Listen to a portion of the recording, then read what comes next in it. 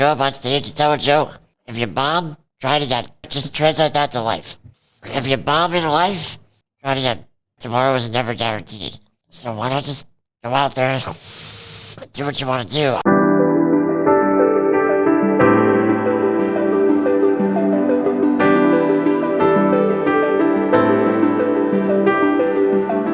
Hey, what's going on, everybody? Back with the FYI podcast, Finding Your Inspiration, where we find your inspiration and we follow it. I'm your host, Paul Tully. Today, we're in New York City, back in New York City. We got an incredible guest today. I'm really excited about this interview because Steve Way breaks all barriers. He's going to talk about his journey and his pursuit in stand-up comedy, acting, and just in life in general. And let me tell you something. When it comes to jumping over barriers and doing what needs to be done, Steve makes it happen. This guy's story is incredible. I think you're going to be inspired. And when you leave this, watching this interview, you're going to know that anything is possible. Let's jump right into it. Steve, what's going on? Oh, how are you? I'm good, man. Thanks for coming on. No, thank you for having me. I'm honored. Tell us a little bit, just a general about yourself, where you're from and stuff like that. Yeah, I from New Jersey, born and bred. Don't want to leave. I'm an actor, comedian, writer, public speaker, high school substitute teacher. Wow. Yeah, we're about everything. Anything you don't do? Walk. Touche. I got you. I could already tell this is a. Get used to it. Yeah, Steve, on the intro, I already felt like a building fell on me when I said he jumps over all barriers in life. LOL, get it? Got you. So there's nothing Steve don't do. Why aren't we out there doing everything possible? So talk to me about what made you want to. Stand-up comedy. That's like the most intimidating, scary thing on the planet. What made you want to jump into that? Well, yeah. I have two answers. One, I'm very depressed. So very depressed people like to make people laugh. Because it makes us feel better about ourselves. Right. The more real answer, I've been public speaking since I was 9. I did a lot of work with the Muscular Dystrophy Association. Doing a lot of fundraising work. Growing up, I used comedy as a coping mechanism for my disability. Yeah. I would make stupid jokes, like somebody would tell me my shoe's untied, and I'm like, well, it's not like I'm gonna watch and trip on it. Right. So who cares? And obviously, the older I got, I think, the funnier I got. I met my best friend, Rami Youssef, when we were in the 5th grade. And, we always would make jokes like that together. When we got into high school, our high school has a TV studio in the basement. So ever since we were 14 years old, we had access to cameras, audio equipment, editing equipment. And this was right when YouTube started. So, we got on that train and just had fun with it. Rami started a sketch comedy group.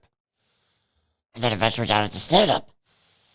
He put on a show in our hometown of Rutherford to raise money for muscular dystrophy. And one day he's at my house and said, hey, you should write a stand-up set. You're funny, you're a great speaker. Why not combine the two? So I wrote it, I showed it to him, and he said, great. You're going to do this at the show. I didn't really have a choice, but it was the push I needed to really get into it. And at the time, I treated it as just a hobby. I never thought I'd make a career out of it. And over 13 years later, I'm now getting ready to film my first hour special. Wow. Yeah. Let me ask you a question, Steve. When it comes to comedy, how important do you think it is, and where do we find the fine line, especially in today's times with everybody being so sensitive and being so offended by everything possible? Where's the fine line of making someone laugh, even knowing you're in the you're in the situation you're in? It's not that hard. It's not, because a lot of what people are offended by is when comedians punch down on people. Right? And it's not hard to not do that. Right? My comedy comes from my life, my story, and what I try to do is point out the absurdities of that.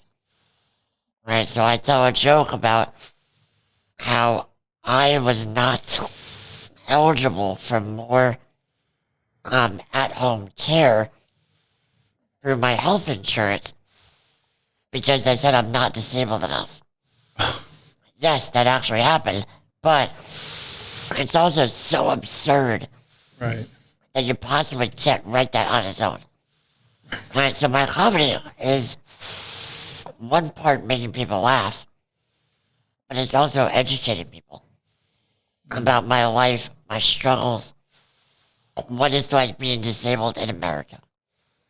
Right? And yeah, some of it is sad, but it's all true. Yeah.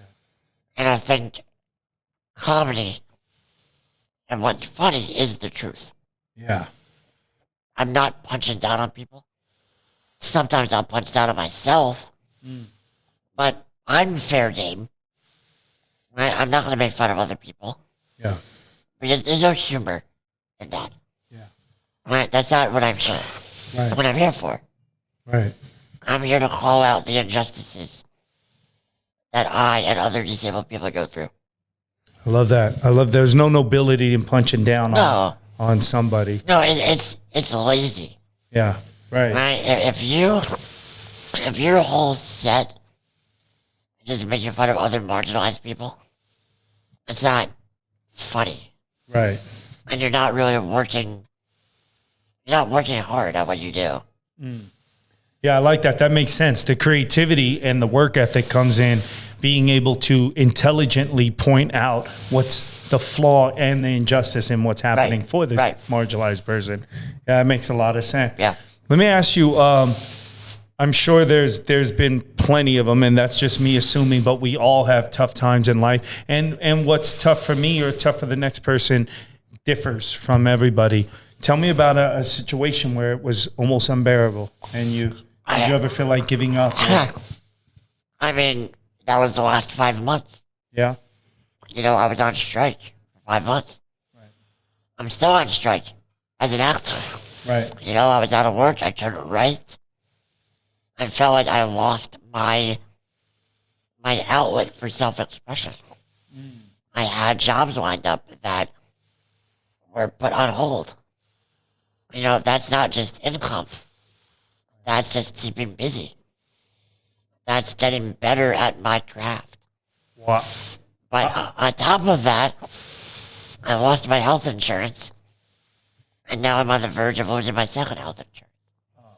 So it's, it comes at a time where I'm trying to plan for my future.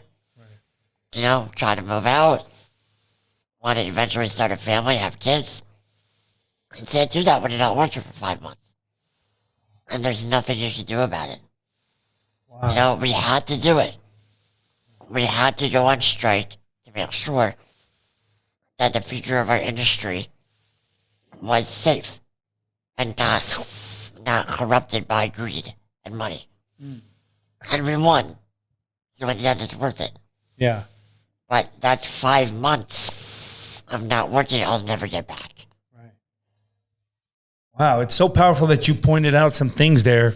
I think when people hear about the union strikes, right, they get a misconception. And a couple of things you point out, most importantly, the health insurance. But you also pointed out that your creativity got put on hold and an outlet for you. Yes. That's important. And I don't know why it hits harder to hear it from you because of your physical situation. Yeah. When I hear an artist say like, oh, dude, my outlet, but hearing it from you, it really sinks in. Like, that's important, the work you're doing. And when you're out there and you're doing a show and you're inspiring people, you're inspiring people in your situation and out, and these strikes affecting that way. But then most importantly, the health insurance. Yeah, that makes a lot of sense. Yeah, I mean, listen, it was me and 14,000 other people. Wow. You know, so I wasn't alone. Yeah. And look at how many other people went on strike in the summer. You know, it wasn't just the writers and actors. Right. You know, UPS workers. True. The auto workers just went on strike. Yeah. And hey, it was hot labor summer. Yeah. You know, it was a lot of solidarity. Yeah. Right? You know, we got to shout out IATSE. The Teamsters were sticking out for us. Right. You know, they refused to cross the picket line. Yeah. And they really helped us out. But yeah, it was hard. Yeah. Well, you know what? I want to jump into something you just said. I don't know if you all caught that, but Steve just talked about starting a family and getting out. Talk to me about that, baby. Starting a family. I mean, it's obviously something I've always wanted, but I never really thought I would have. Right. For most of my life, I thought I was going to die, like, tomorrow. Because that's what my doctors told me. Yeah. You know, when I was 14, I had back surgery. And a month and a half after, it gave me pneumonia. And I was close. I was close. I stopped breathing for a couple of minutes. Yeah, I was on the clock. And when that happened, my doctors told me if I got sick again, that's it. And I probably wasn't going to make it out of high school. Right? So I lived 11 years of my life thinking I was always going to die. That's a major reason why I never thought I would have a career in stand-up. Right? Because I never thought I would live long enough to really see it through. But now my doctors kind of walked that back. And one day when I was 25, they're like, oh no, don't worry, you're fine. And I'm just like, you know, I was like, how do you plan for a life you were told you weren't going to have? Right? Yeah. So I had to really figure things out fast. But then when I was 30, I was told that I could not have children naturally. And throughout my entire life, and of every doctor I've seen, which is a lot, never once even mentioned that that was a possibility. And I kind of felt let down. Because they either thought, one, I wouldn't live long enough to have a family, or two, I would never find someone to have a family with, right? And I think that's two very big internal biases that society has towards people like me. Right? We're either going to die early, or we're incapable of finding or experiencing love. Yeah. And that's just so not true. So it was a shock. It was a lot to take it at once. But, you know, I'm here, right? Yeah. I'm stuck here. So might as well make the most of it, right? That's right. Yeah, so yeah, you know, gotta buy a house, gotta give my mom that grandkid, you know? So, but right now, it's the career. You know, I gotta set up whatever my family looks like, right? Right. Gotta take care of my people. Yeah, so. Absolutely. Speaking of taking care of people, so you're also a teacher. You said what, high school? Yeah, high school, yeah. High school. Yeah. What is that like? High school kids drive me crazy. I love it. I love it. I've been doing it about 12 years now. Wow. And it's such a wonderful and thought-provoking experience. What do you love about it? What's the most? It's hearing the stories of the next generation. You know, they're scared. They're angry. They know once they get out of high school, the world is not set up for them. But they're so motivated to create change. Yeah. I commend you on so many levels, Steve. I can't even begin. I mean, I feel sitting here like, are you kidding me? This guy is a Superman. And then on top of it, you like high school kid. You're able to teach them. They drive me insane. I love it.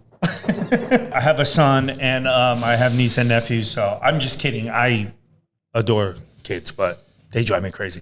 Want to jump into, Steve, what was the moment? So I know how you got into, you told us how you got into comedy.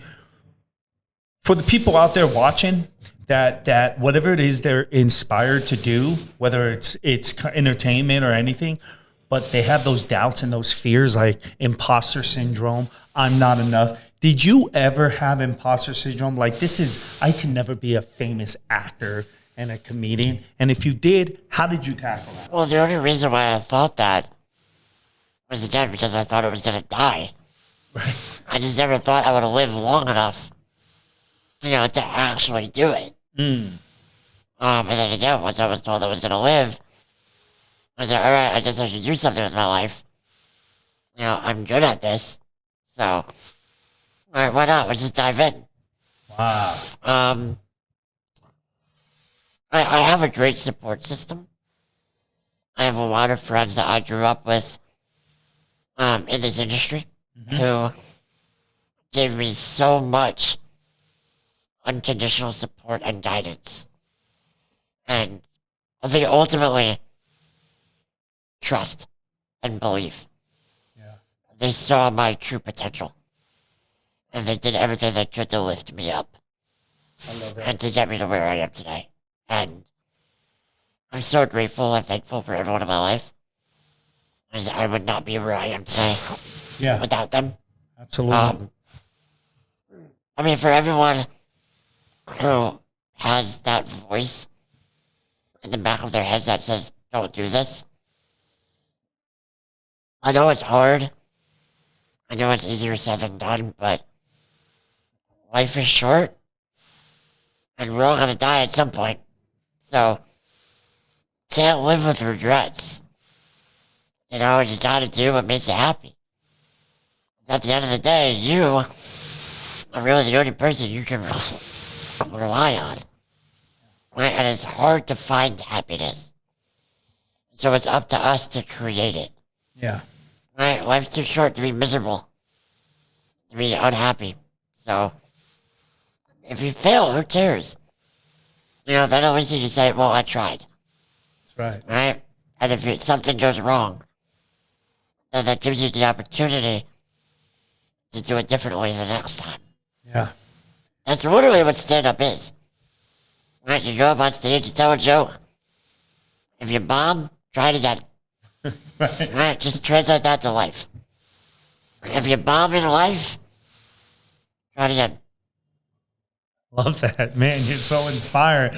For people out there that are in a tough situation, bullying, people that are being bullied, people that might be at the edge of some not so kind person's jokes, especially young people. I have a nephew who's just starting high school. Kids are not so kind all the time.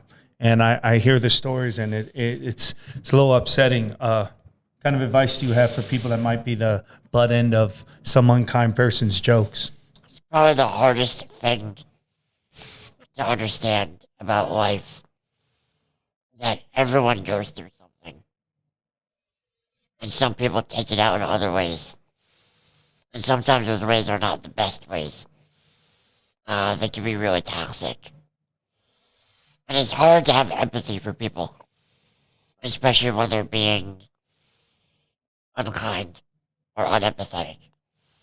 Right? It's hard to understand that people have their own problems in life, and then they take it out on other people.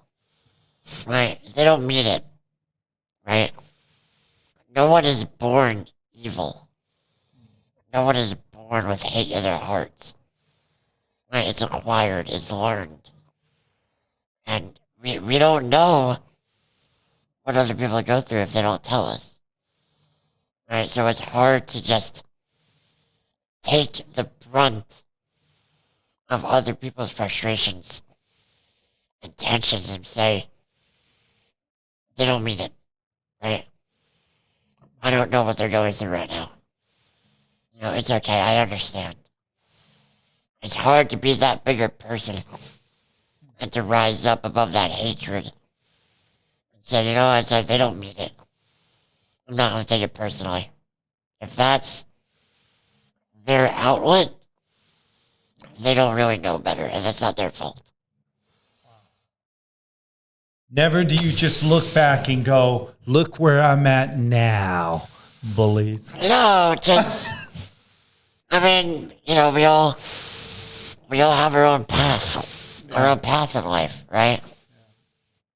Everything is a choice in our lives, right? Some people choose to do good, some don't. It's not their fault. Can we get more Steves in the world?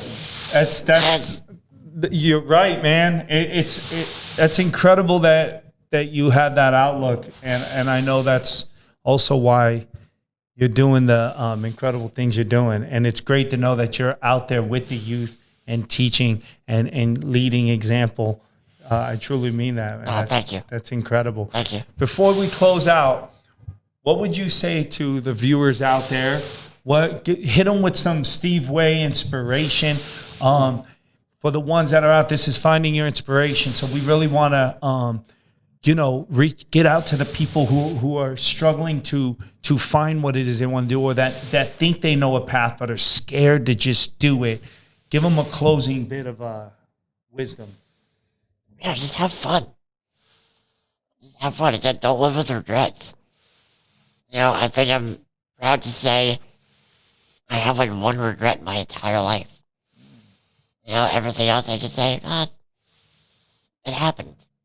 You know, it didn't turn out the way I wanted it, but I did everything I could. Yeah. You know, and if I could go back in time, and if I had the choice to do it again, I would. You know, I learned from it. Right, we're all given a gift. Life is beautiful, and I know it's a scary world. You know, people are suffering. There's a lot of animosity, a lot of just pain out there. But we gotta stick together. We can't do this on our own. We really can't. No, it's impossible. I wouldn't be alive. Yeah. If I was on my own, that's a fact. Right. Right? So, we don't know what's going to happen tomorrow. Right? Tomorrow is never guaranteed. So why not just go out there and do what you want to do? I know it's easier said than done, I get it. But sometimes we just got to really push ourselves. And just do what you want. Just don't be a... That's it. Number one rule in life, don't be a... Right. Everything else, have fun. It's a good rule. Yeah. Nothing matters. Yeah. Again, we're all going to die someday. Right. Right? Right. But we're here now. That's right. So make the best of it. Yeah. Steve, listen, I don't want to hold you up all day because It's all good. I could sit here all day getting inspired, brother. We got to do it again. Yeah, no, we'll definitely do it again. I'll hold you to that. That's a deal. Thank you for coming on. Thank you for being you. Thank you for sharing your story with the world and all the work you're doing and advocating you're doing, the education, your artistry. Thank you, man. Thank you. Thank you, man. Solidarity forever. Man. All right, everybody. It's the FYI podcast, Finding Your Inspiration, where we find it and we follow it.